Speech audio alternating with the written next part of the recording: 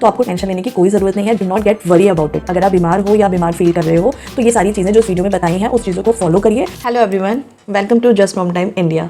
क्या आपने कभी सोचा है कि अगर आप सडनली बीमार पड़ जाओ और आपको अपने बच्चे को ब्रेस्ट फीड कराना हो तो हाउ डू यू मैनेज? कुछ बातों को ध्यान में रखना आपके लिए बहुत ज़रूरी है। अगर उन बातों को आप ध्यान में नहीं रखोगे और बीमारी में अपने बच्चे को ब्रेस्ट फीड कराओगे तो कहीं ना कहीं वो आपके बच्चे के लिए हार्मफुल हो सकता है।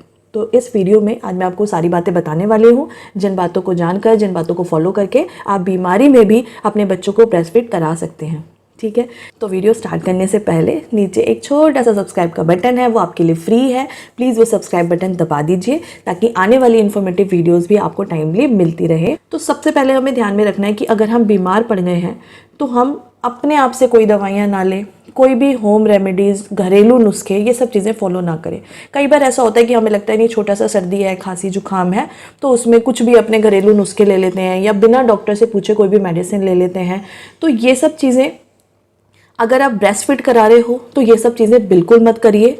ये सब चीज़ें करने से आपकी तबीयत और ज़्यादा बिगड़ सकती है और किसी भी तरीके की मेडिसिन ब्रेस्ट फीडिंग में बिना डॉक्टर के कंसल्टेशन के आपको नहीं लेनी चाहिए। ठीक है, तो सबसे पहला पॉइंट तो आपको ये ध्यान रखना है कि कोई भी बीमारी है आपको XYZ, आप उसको अपने आप से ट्रीट मत करो, अपने आप से कोई भी दवाई मत लो, कोई भी घरेलू नुस्खे ना फॉलो करो, डॉक्टर के पास जाएं।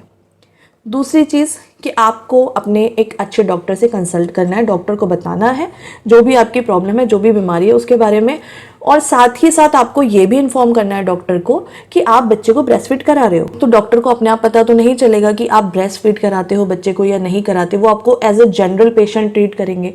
तो जब भी आप डॉक्टर के पास जाओ तो आपको सबसे पहले यही बताना है कि आप ब्रेस्ट फीड करा रहे हो, इसीलिए आपको जो भी मेडिसिन वो प्रिस्क्राइब करें वो बच्चे के लिए सेफ हो।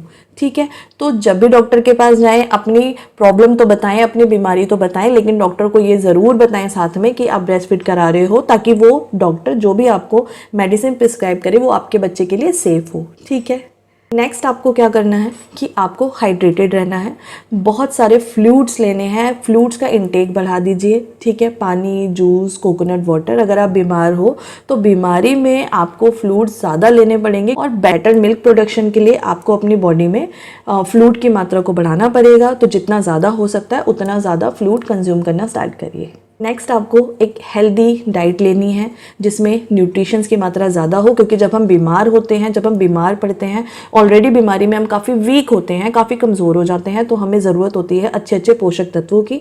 तो ऐसी डाइट लीजिए जिसमें सारे न्यूट्रिशंस बैलेंस हो, अच्छी मात्रा में हो, जो आपकी फास्ट रिकवरी में हेल्प करेंगी। नेक्स्ट आपको क्या करना है कि आपको हाइजीन मेंटेन रखनी है।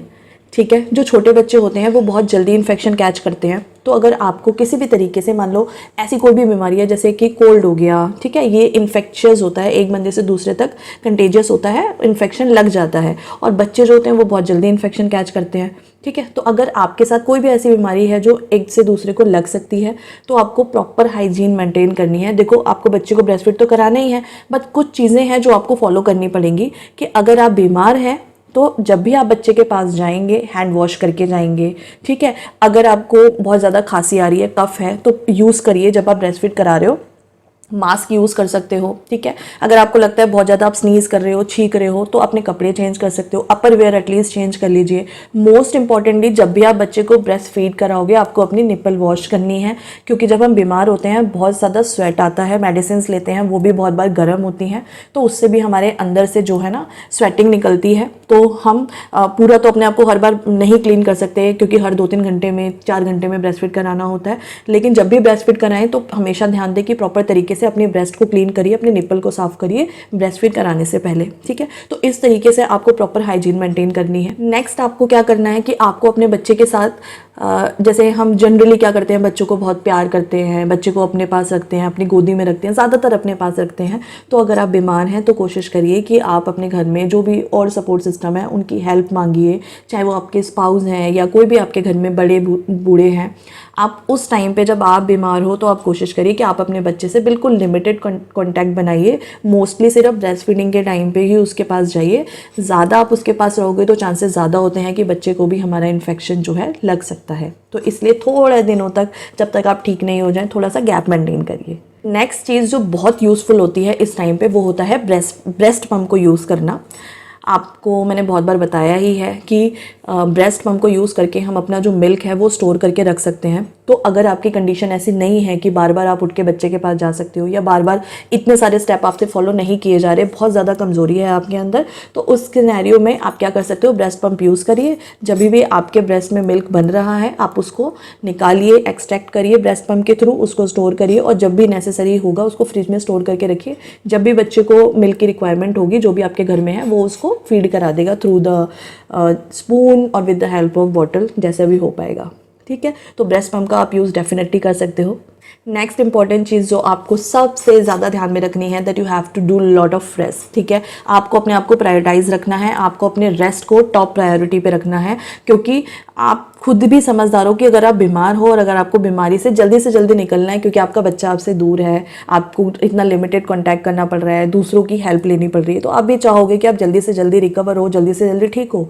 तो ठीक होने के लिए मेडिसिन आपकी बॉडी में असर करें, उसके लिए जितना खाना और पीना ज़रूरी है उतना ही अपनी बॉडी को रेस्ट देना ज़रूरी है। ठीक है, तो अपना रेस्ट आपको प्रायोरिटाइज करना है, बहुत ही अपनी बॉडी को रिलैक्स रखिए, दिमाग से स्ट्रेस कम लीजिए ताकि जल्दी से जल्दी आपकी बॉडी हील हो सके, रिकवर हो सके। नेक्स्ट चीज़ आपको ध्यान रखनी है कि ब्रेस्ट फीडिंग अपने आप से स्टॉप नहीं करनी है आपको।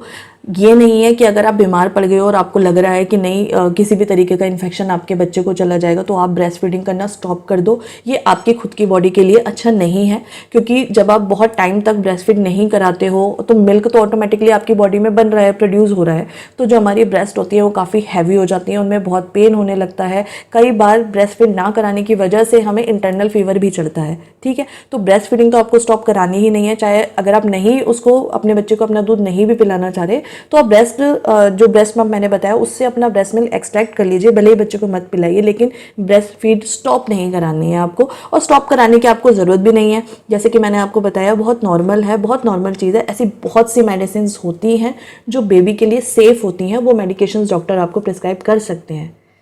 और अपने डॉक्टर से मिलिए, डॉक्टर को बताइए, डॉक्टर आपको सेफ मेडिसिन बताएंगे, वो मेडिसिन लीजिए, अच्छे से खाना खाइए, अच्छे से पानी पीजिए और जल्दी से रिकवर हो जाइए।